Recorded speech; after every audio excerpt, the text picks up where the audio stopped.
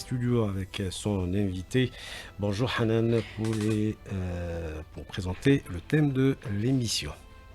Bonjour Brahim Mazouz. On aura deux invités d'ailleurs, chers collègues. La visite du pape Léon XIV en Algérie suscite un intérêt particulier tant sur le plan de sa portée symbolique que par les messages qu'elle véhicule en faveur notamment du dialogue interreligieux et du vivre ensemble, et une portée aussi diplomatique également, une visite historique à plus d'un titre que nous allons suivre, commenter tout au long de ces 2 journées. Pour l'heure, la question est à l'action du Vatican en matière de dialogue interreligion, une question que nous aborderons avec nos deux invités. D'abord, Monsieur Mohamed Atbi, bonjour, bienvenue, merci d'avoir accepté notre invitation. Monsieur Mohamed Atbi, vous êtes auteur, directeur des collections littéraires Philosophie et Soufisme. Vous avez édité notamment 2 titres importants, Fi Jamal Da'wa ila Jamaliya Ijtimaiya et Ithbat Shuhur al-Hilaliya. Avec nous également au téléphone à partir de Genève, Monsieur Hicham Lamissi, analyste de la géopolitique, chroniqueur également. Monsieur Hicham Lamissi, bonjour. Oui, bonjour Hanan, merci pour l'invitation. Oui, alors justement, d'emblée, on est tenté de savoir d'abord, du fait que vous vous trouvez de l'autre côté des frontières, sur cette visite, comment justement cette visite est-elle suivie, notamment par la presse internationale, Monsieur Hicham Lamissi? Alors, la visite, elle est regardée avec des sentiments qui sont très différents. Alors, je vais vous parler plutôt de la France que de la Suisse, parce que la Suisse est un plus petit pays et la dimension francophone du pays, elle touche peut-être 10-20% de la population, quelques millions, et je suis vraiment à la frontière, en fait, pile entre la France et la Suisse, parce que Genève est une ville qui donne directement, en fait, sur la France. Ce qui est intéressant de constater, c'est qu'on a des visions qui sont très différenciées sur la question de la visite du pape en Algérie. On a tout le retour des Algériens de la diaspora, pour qui véritablement cette nouvelle est une grande nouvelle, qui met en avant l'Algérie comme pays à la fois responsable, pays hospitalier, qui s'ouvre au monde à travers cette réception comment dirais-je, de grande qualité, puisqu'on a quand même une personnalité de niveau mondial à travers le pape Léon XIV, qui plus est un pape américain, dans une logique où il s'est exprimé contre les crimes de guerre et génocides perpétrés à la fois par Israël et les États-Unis au Moyen-Orient. Donc c'est une visite de prestige pour l'Algérie, qui met vraiment en avant l'Algérie, qui rend compte d'une certaine fierté et qui vient casser également tous les discours et les attaques dont font l'objet l'Algérie sur les questions notamment des dites minorités religieuses, où tout et n'importe quoi est raconté sur le pays. Ensuite, en ce qui concerne l'opinion française européenne proprement dite, je dirais qu'elle est relativement divisée entre d'un côté ceux qui se félicitent de cette visite, qui voient véritablement une avancée très forte de l'Algérie, qui s'inscrit dans une logique de dialogue interreligieux, dans une logique de tolérance, qui correspond à l'ADN des Algériens. Et de l'autre côté, vous avez tout un clan, je dirais, des nostalgiques de l'Algérie française, dont la visite dérange très fortement. Également les milieux sionistes, très proches, et notamment de tous les milieux évangéliques, toutes les sectes évangéliques, qui sont en réalité d'extraction israélienne déguisée, et pour qui cette visite en Algérie du pape est très problématique, parce qu'ils sont à l'origine, en fait, et l'entretien d'un discours qui vise l'Algérie en présentant l'Algérie comme un pays intolérant, et donc ça vient casser complètement leur récit. Alors nous allons y revenir pas à pas, Monsieur Hicham Lamissi. Monsieur Mohamed Atbi, quelle lecture justement pour cette visite? Notre pays, notre région. Je rends l'antenne à Brahim Azouz, oui. La première info, donc le pape Léon XIV, qui arrive en ce moment à Alger pour une visite officielle. Et le pape Léon XIV qui arrive, atterrit à Alger. Donc, Mohamed Atbi, quelle lecture pour cette visite du pape en Algérie? Notre terre ancestrale, et est une terre éminemment spirituelle. Elle a été chrétienne et elle a enfanté un des pères de l'Église, Saint Augustin, dont le pape actuel en fait sa principale autorité et source d'inspiration. Et dans la maman et Sainte Monique, et aux États-Unis, comme le pape est américain, Santa Monica, c'est une ville très très connue aux États-Unis, également dans le monde latin, au Mexique. L'Algérie aussi, d'après certains de nos exégèses et de nos savants, comme Ibn Juzay al-Gharnati, dans son exégèse du Coran, a accueilli Moïse et elle a accueilli aussi son successeur, Jésus. Josué, Yusha. Donc, et après, elle a été la terre qui a accueilli des descendants du prophète et des grands saints de l'islam. Donc, on se trouve dans un contexte géographique qui est la Méditerranée, qui est un peu le centre du monde antique. On a toujours connu la différence et la diversité. Et l'Algérien est un homme tolérant, est un homme qui accepte l'autre, est un homme qui va vers l'autre, qui l'accueille de plein bras, hein, et qui l'accepte comme lui-même, et non pas comme l'autrui ou l'altérité. L'autre, c'est moi. C'est plus loin que ce dialogue. On ne dialogue pas avec soi-même, on est soi-même. Donc, c'est ces valeurs que notre espoir et dans tous les changements qui se passent dans le monde, cette visite représente quand même un jalon vers un monde qu'on espère meilleur et où la fraternité humaine et le dialogue entre les religions. Priorité au direct. Donc allez-y. on a les premières images donc, de l'arrivée du pape Léon XIV en Algérie à l'aéroport international Ouali Boumediene. Le pape Léon XIV reçu en ce moment et accueilli par le président de la République Abdelmajid Tebboune pour cette visite, on le disait, une visite historique en Algérie, la première étape d'une tournée africaine de Léon XIV qui arrive en terre d'Algérie, une terre de coexistence et de cohabitation, comme il l'avait déjà souligné.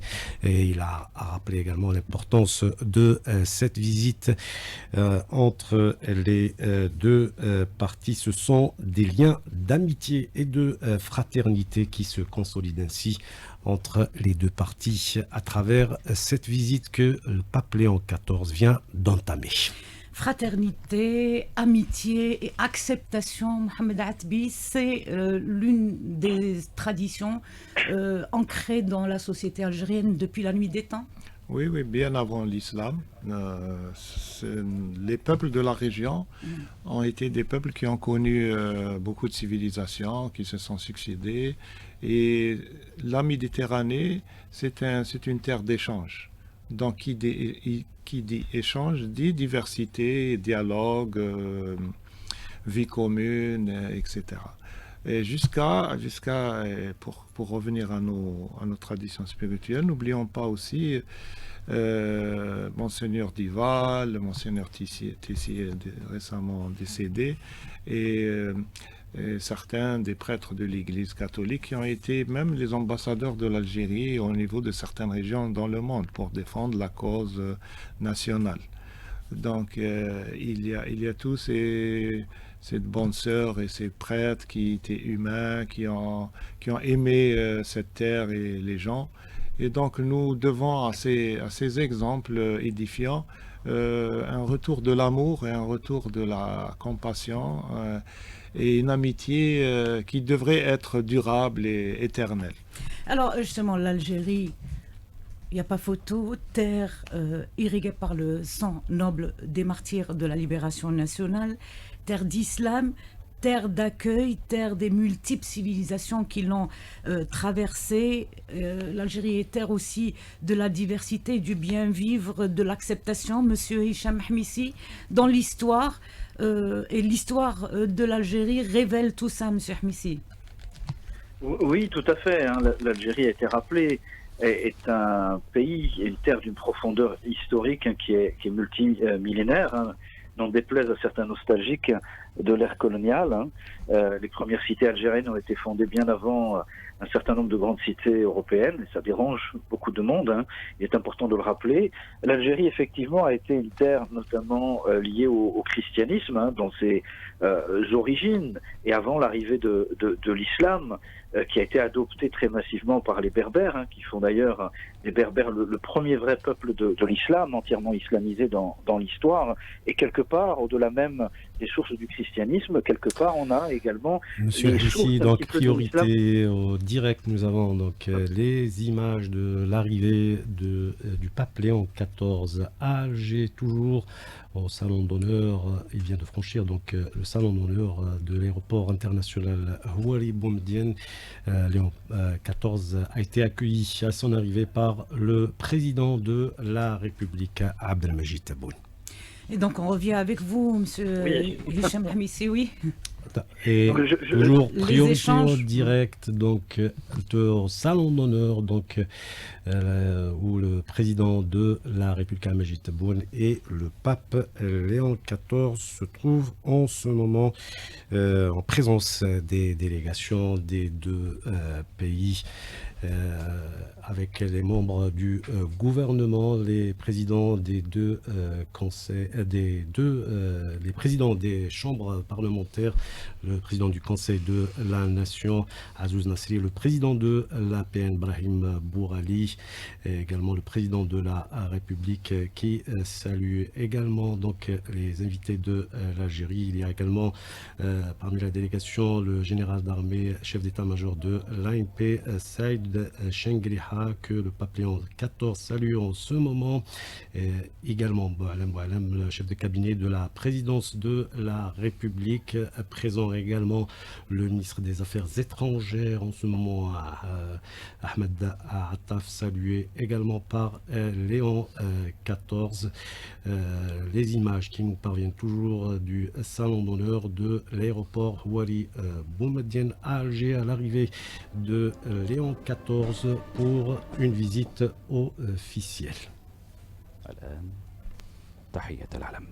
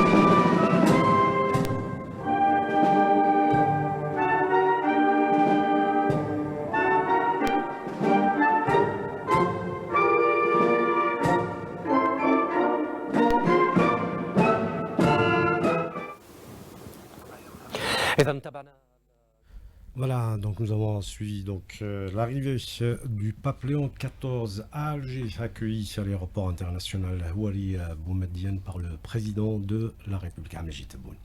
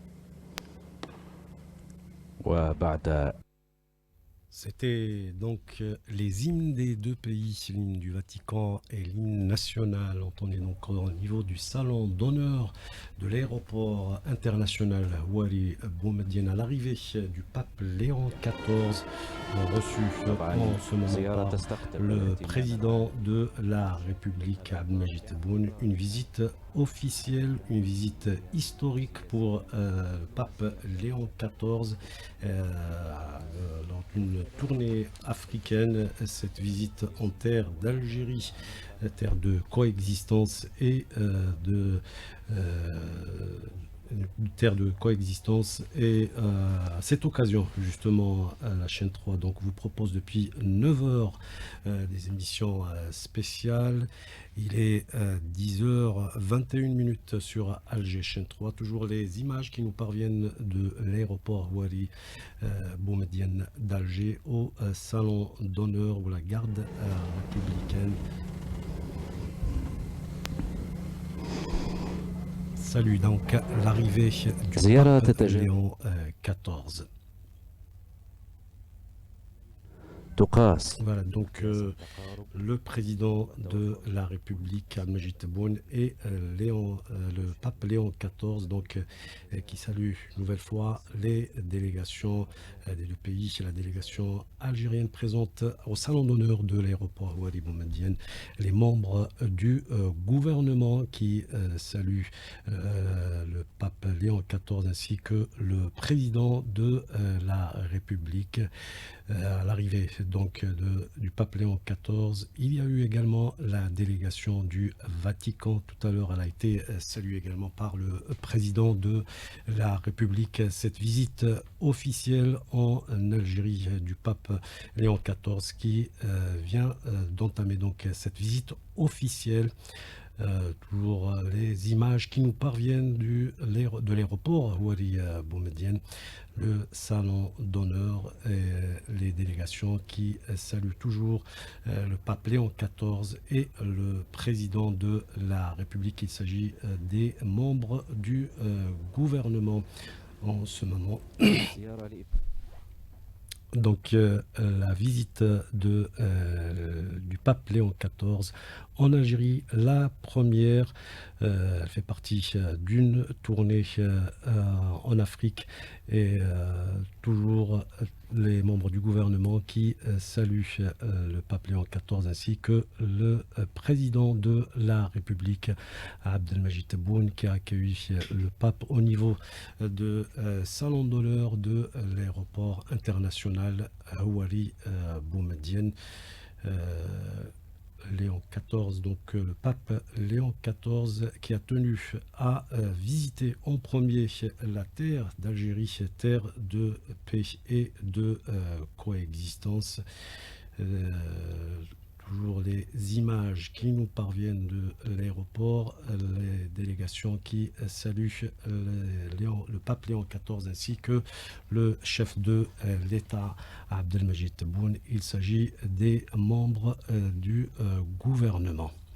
Et bien évidemment, à l'occasion, donc, je vous le disais, de la visite du pape Léon XIV, Alger Chaîne 3 vous propose des émissions en direct. Nous retrouvons bien évidemment nos envoyés spéciaux également à travers les points essentiels, les points où se rendra le pape Léon XIV lors de cette visite officielle, une visite qui vient d'être entamée en ce moment avec son arrivée à Alger.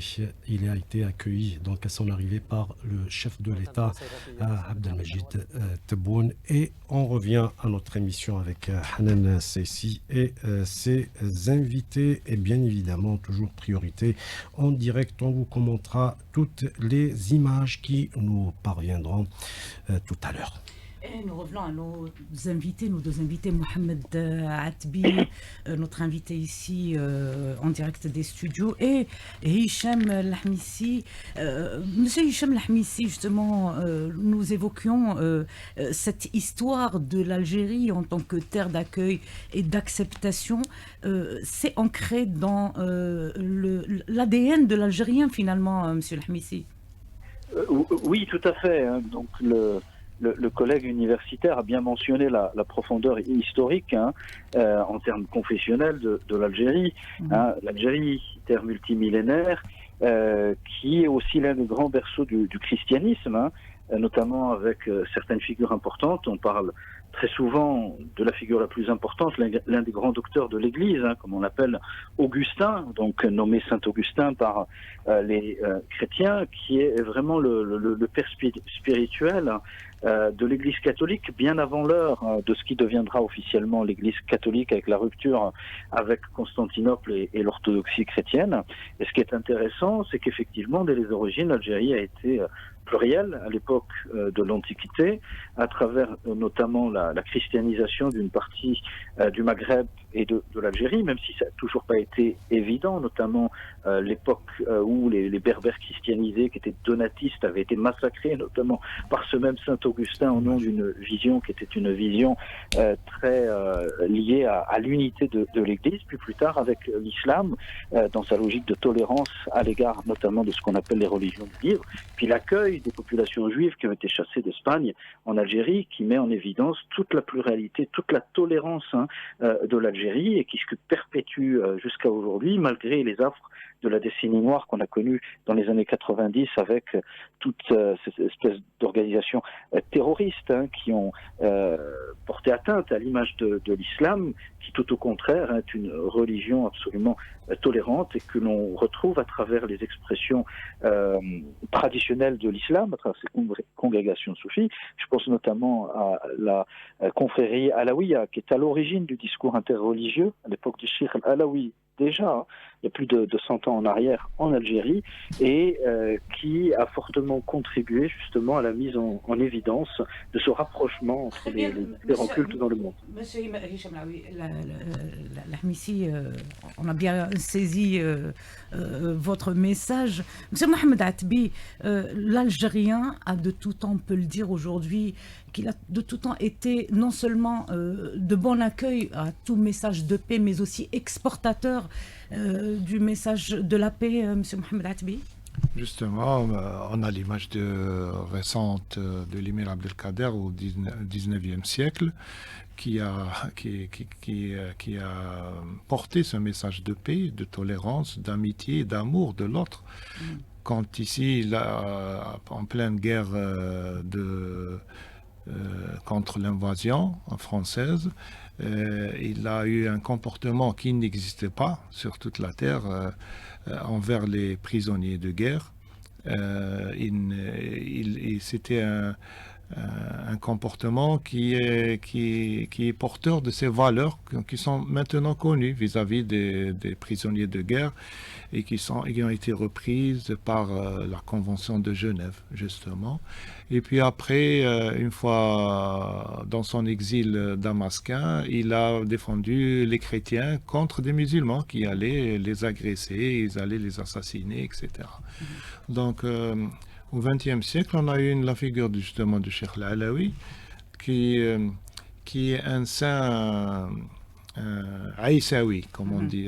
Dans le soufisme, on dit waliyun moussaoui et waliyun aïssaoui. Quand il y a un saint qui est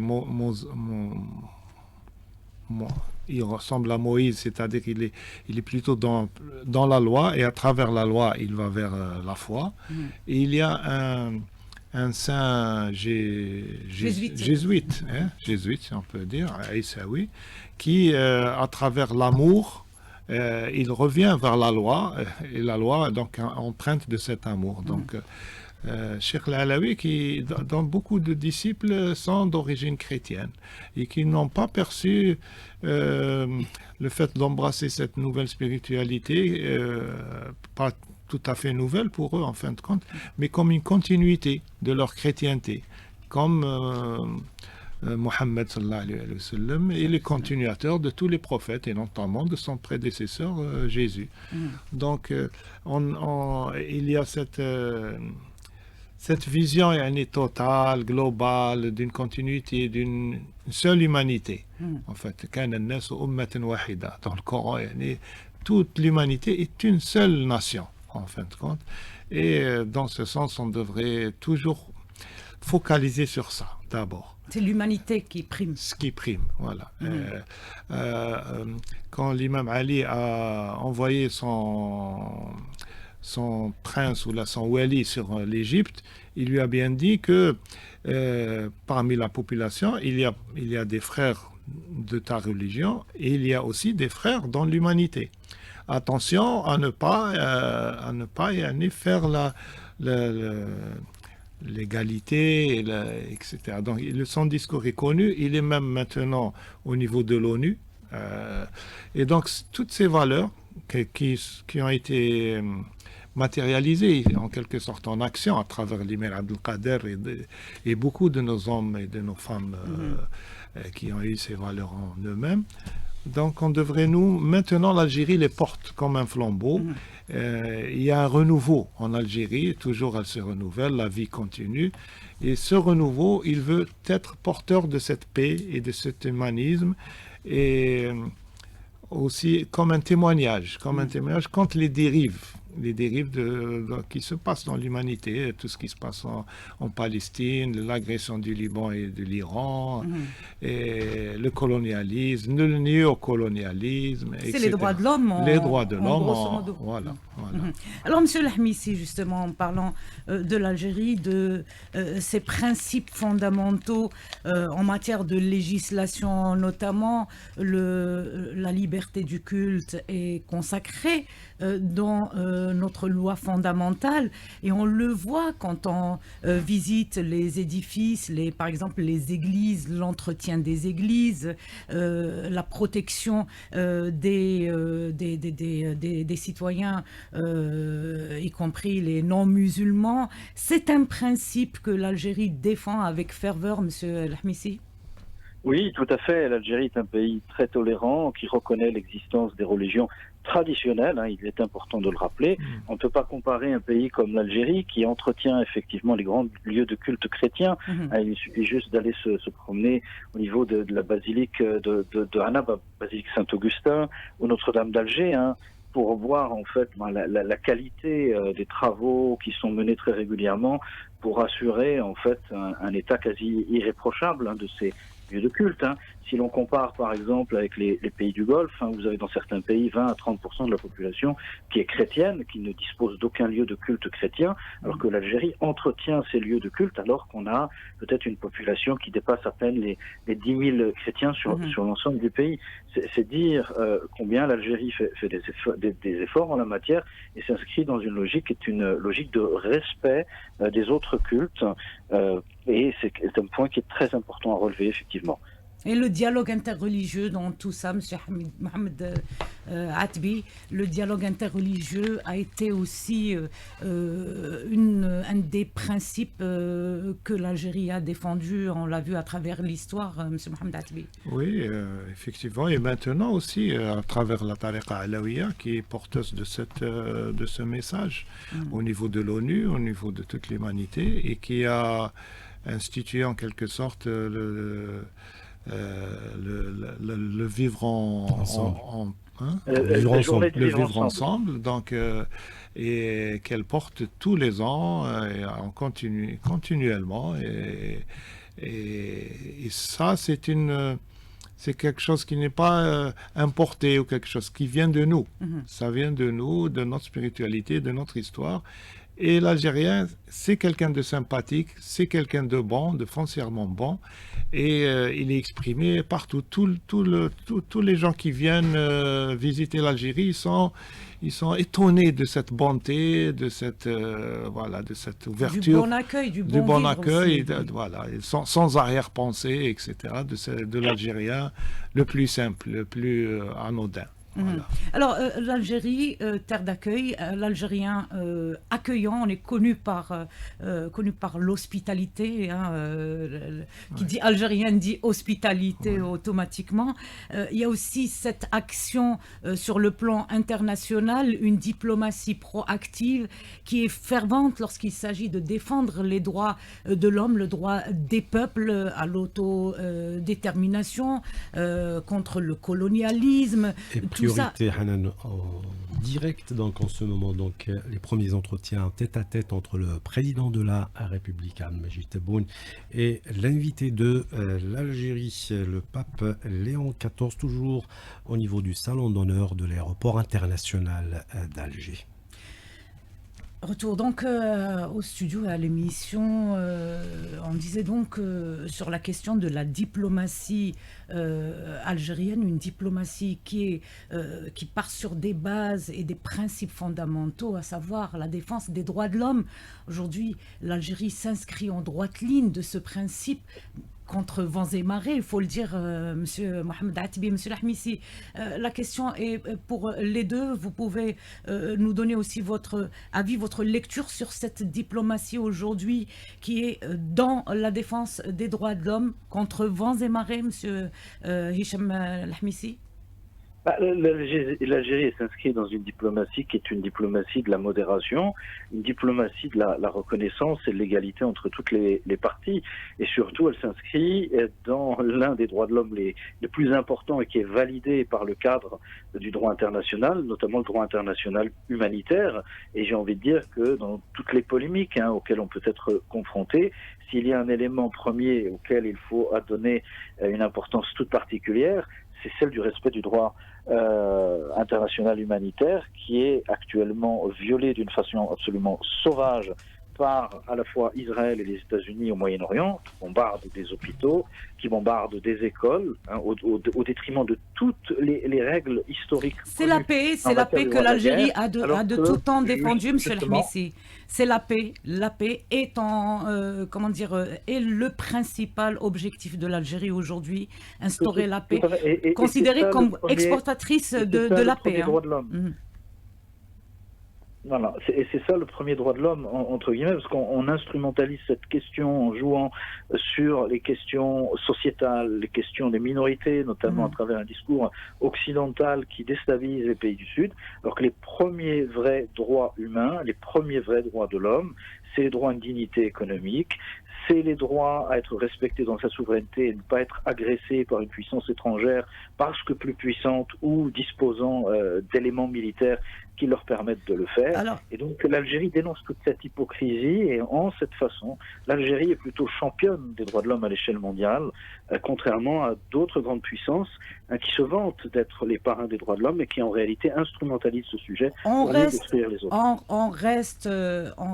L'Algérie reste justement, s'accroche, disons, s'attache à cette question de paix dans le monde, d'aide et de soutien aux peuples les plus nécessiteux. On voit à travers l'action algérienne vers l'Afrique, l'Algérie qui ouvre ses bras à l'Afrique, aux frères africains, qui vient en aide aux Africains, la solidarité, tout ça, c'est des principes ancrés dans notre histoire, c'est des principes qui reviennent aujourd'hui en force, M. Mohamed Atbi. Oui, l'Afrique, elle est porteuse de beaucoup de valeurs, de valeurs presque perdues, de valeurs auxquelles l'humanité devrait revenir.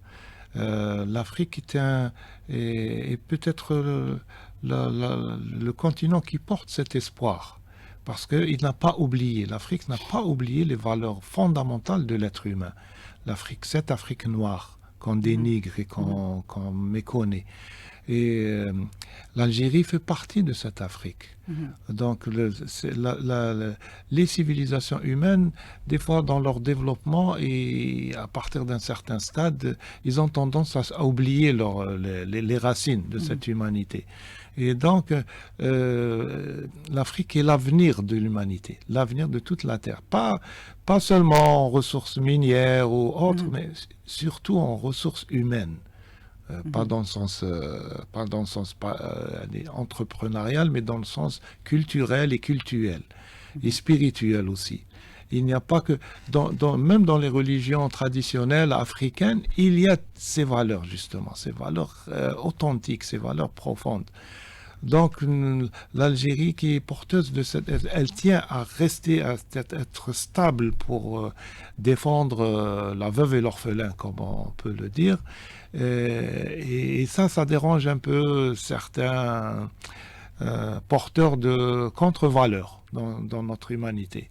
Et cette visite du pape, c'est en quelque sorte, elle vient nous renforcer notre position, Est-ce que qu'elle marque... Oui. nous sommes dans la bonne voie aussi, vis-à-vis du christianisme, comme Inch'Allah, on est dans la bonne voie vis-à-vis de l'islam, qui protège la veuve et l'orphelin, le faible, et qui proclame l'entraide entre le riche et le pauvre, entre le fort et le faible, et entre le saint et le malade, etc. Est-ce qu'on peut dire que cette visite va justement marquer l'histoire de ce pays, du monde? Quel message de cette visite du souverain pontife, le pape Léon XIV, une première visite qu'il effectue en Algérie en tant que pape? Il avait déjà visité l'Algérie, s'est rendu à Annaba notamment, mais aujourd'hui en tant que visite officielle, puisque c'est l'État du Vatican qui vient rendre visite ou qui vient dans une visite voir aussi l'État, rencontrer l'État algérien. Est-ce qu'on peut dire que cette visite va marquer justement une nouvelle étape dans le dialogue interreligieux où l'Algérie aura son mot à dire? Absolument. Donc c'est sûr que il y aura avant et après cette visite. Ça sera certainement une date nodale, une date qutbiyya, comme on dit en arabe, dans l'histoire des relations internationales, et aussi dans les diverses dimensions humaines et religieuses et spirituelles.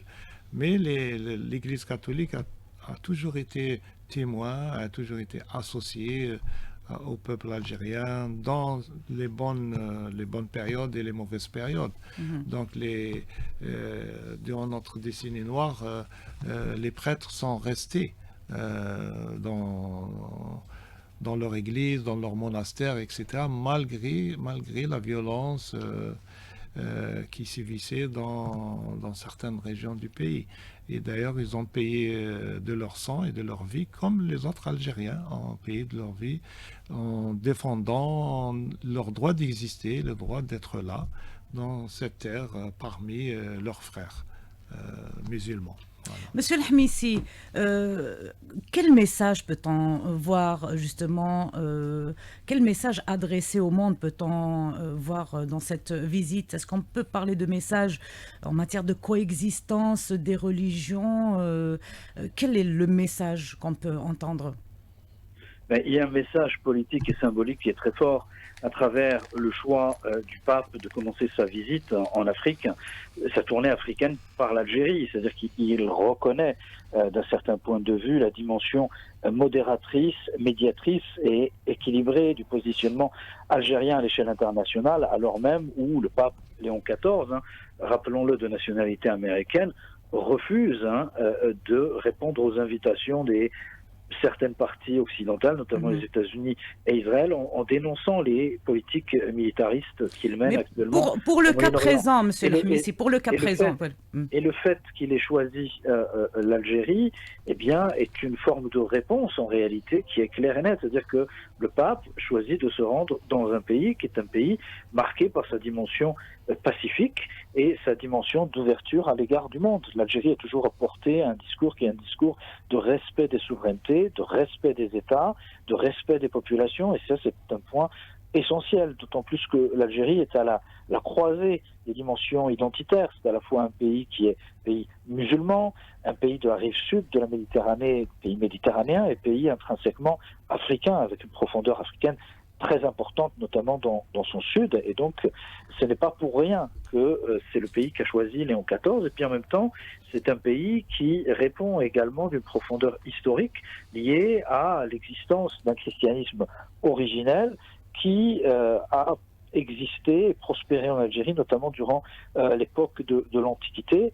et plus spécifiquement à travers la figure auquel le pape Léon XIV se réfère intellectuellement, la figure d'Augustin, de Saint Augustin pour les chrétiens. Et donc ce point-là est très important. Et d'ailleurs, il va se rendre à la basilique d'Annaba, basilique Saint-Augustin, monsieur El Hamissi, justement, où il va officier une messe demain, et cette dimension symbolique est très importante. Alors, Et je voulais dire un mot un petit peu dans la continuité de ce qui a été dit par M. Hatbi lorsqu'il a fait allusion justement à cette notion de la défense de la veuve et de l'orphelin, très présente dans certaines lectures catholiques. Il faut rappeler que ces éléments sont liés directement à ce qu'on appelait le mouvement de réforme, notamment de l'Église, porté par les papes, paix de Dieu, trêve de Dieu, qui s'inspirait directement des enseignements de l'islam et du choc qu'a été notamment pour les catholiques européens de découvrir ce qu'était le droit de la guerre en islam, le respect des civils, le fait de bien traiter les prisonniers, et c'est ce qui a directement influencé en fait le monde occidental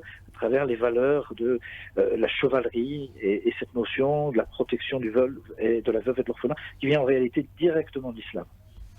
Monsieur Lahmisi, merci beaucoup. Alors, justement, en parlant du pape Léon XIV, que peut-on dire, Monsieur Mohamed Hatbi, sur la personnalité ou la personne du pape Léon XIV? Un augustinien, mais aussi, que peut-on dire détaillé sur cette personnalité? Je ne suis pas vraiment un spécialiste, mais la figure de Saint-Augustin, elle me rappelle son ouvrage « La Cité de Dieu ».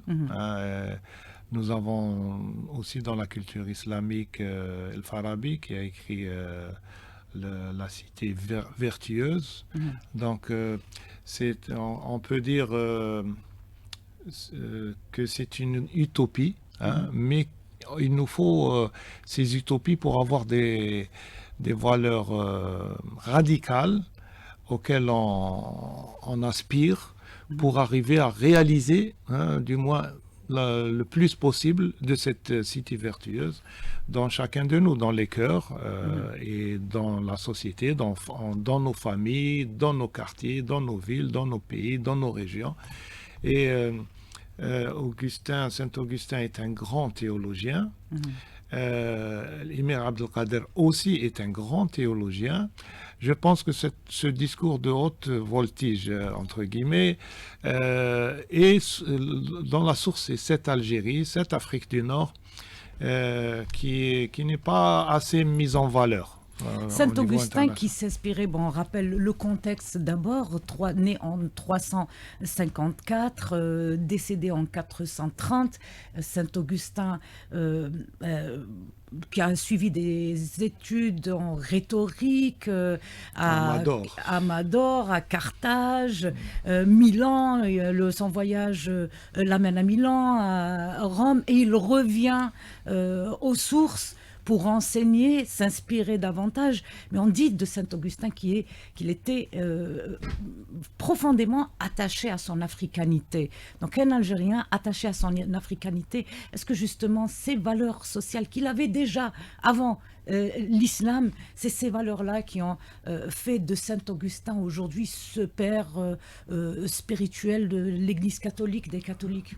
Un des 4 pères de l'Église, le plus important des 4 pères de l'Église. C'est ça, donc, mais je crois que cette visite et l'importance que le pape actuel accorde à cette terre est porteuse de beaucoup de symboles et que les fruits de cette visite, du point de vue spirituel et du point de vue politique, du point de vue historique, vont éclore et on va voir, Inch'Allah, beaucoup de bien pour l'avenir de l'humanité, du dialogue interméditerranéen, du monde chrétien, parce que lui, c'est vrai qu'il représente un petit État à l'intérieur de l'Italie, mais il représente un État spirituel qui est dans le monde. C'est peut-être la communauté religieuse la plus importante dans le monde. Dans le monde occidental. Et même dans le sud. Et donc cette visite, elle est porteuse de cette amitié, donc surtout en ce moment où il y a beaucoup de contre-exemples. Cette visite, Inch'Allah, elle va comme si elle va remettre les pendules à l'heure, dissiper ces nuages sombres. Voilà, dissiper ces nuages sombres. Et en tout cas, l'Algérie porte ses valeurs elle est porteuse de cet espoir vers une humanité meilleure.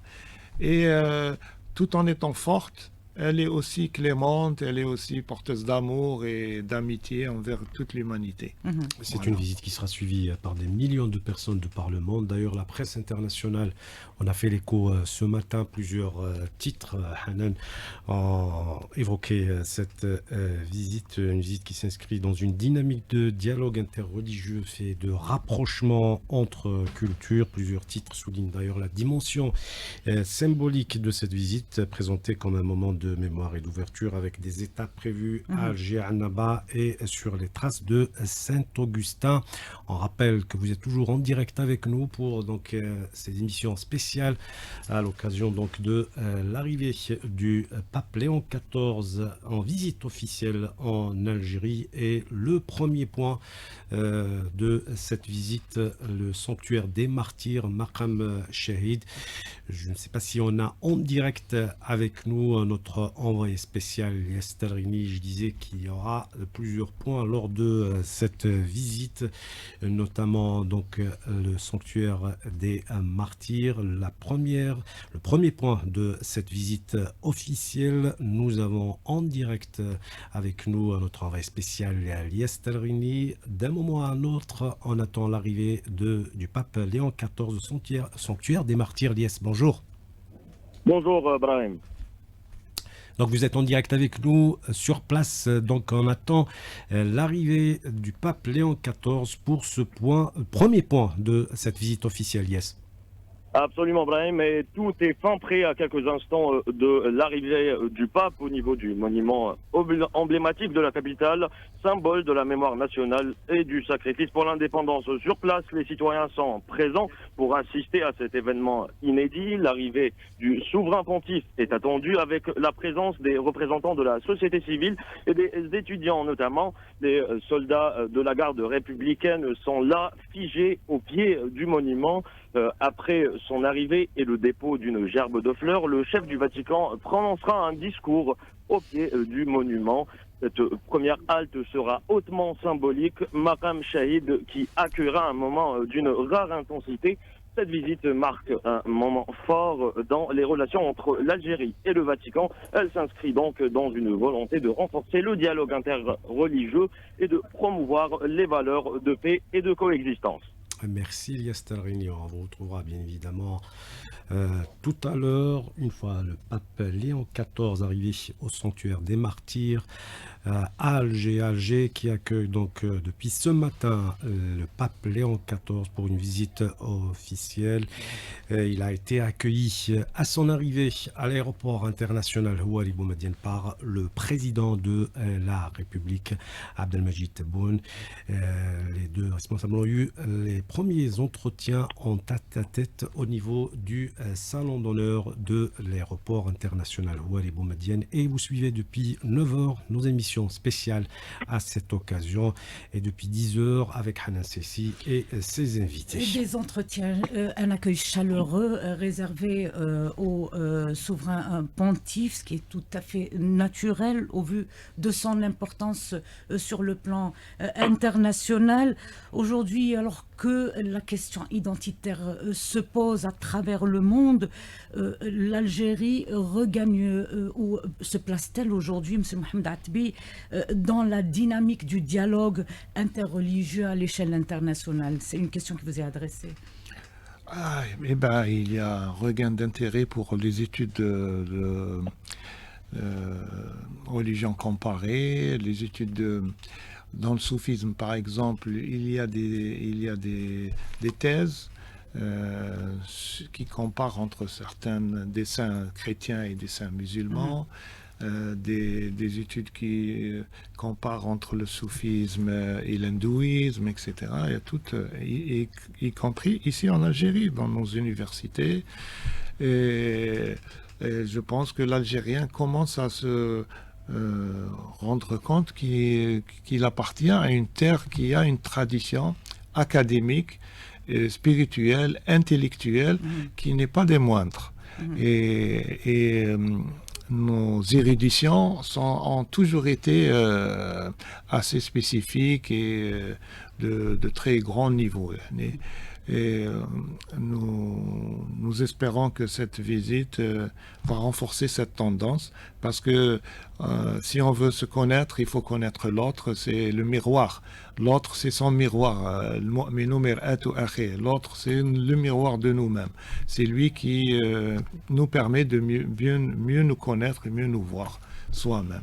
Et une mission que l'Algérie s'assigne aujourd'hui sur le plan international à travers ses intellectuels, à travers l'État, ses officiels aussi. Monsieur Hicham Lahmissi, pour clore cette émission, quelles retombées concrètes sont attendues de cette visite sur le plan international, bien évidemment?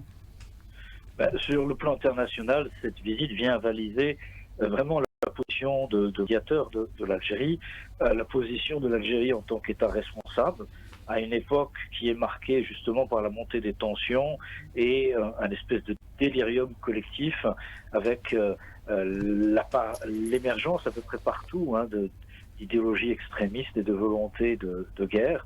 Tout au contraire, l'Algérie se présente comme un pays pacifique, un pays respectueux du droit international, très ancré notamment sur la notion du respect de la souveraineté des États, et le fait de recevoir le pape en grande pompe dans une visite d'État avec un accueil et une hospitalité exceptionnelle vient tout simplement marquer le message que l'Algérie envoie au monde, un pays tolérant, ouvert connaissance des autres, respectueux évidemment de lui-même et de son identité, et qui aujourd'hui s'ouvre à l'extérieur avec une prégnance et une force plus que jamais renouvelée. Monsieur Hicham Lahmissi, merci d'avoir accepté de prendre part à cette émission et suivre avec nous cette journée historique. Je rappelle aux auditeurs que vous êtes analyste de la géopolitique et chroniqueur. Monsieur Mohamed Atbi, une dernière question pour clore l'émission également. Est-ce que justement cette visite vient aujourd'hui confirmer l'image de cette Algérie qualifiée de modèle de coexistence religieuse? Effectivement, mais moi je pensais à autre chose, je pensais à la suite de cette visite. Si cette visite elle sera porteuse d'une dynamique de tourisme religieux chrétien, et on pourrait voir des pèlerins chrétiens qui viendront à l'ancien Tagas, Soukharas, là où est né Saint-Augustin, et aller vers Ypon, Bonn, Annaba, et visiter pourquoi pas l'ouest algérien où il y a un mausolée de Josué. Josué, dont un chapitre de la Bible est consacré à Josué, Sidna Yusha, près de Tlemcen, et visiter peut-être à travers ce pèlerinage spirituel chrétien, connaître et être en contact avec ce peuple, avec cette nation qui va se révéler au monde à travers son comportement, sa profonde bonté et son accueil édifiant. Voilà. Donc c'est ce que vous attendez, vous espérez de cette visite, monsieur Voilà. Mohamed. Et on a besoin de voir du monde, on a besoin d'accueillir. Dans notre tradition même anti-islamique, chaque soir on espère la visite d'un def, d'un hôte, oui. Oui. Voilà. Merci, monsieur Mohamed Atbi. Merci. Je rappelle aux auditeurs que vous êtes auteur, directeur des collections littéraires, philosophie, soufisme. Merci à tous d'avoir suivi cette émission. Je vous rends l'antenne, Brahim Mazouz. Merci, Hanna Sessi, merci à vos invités.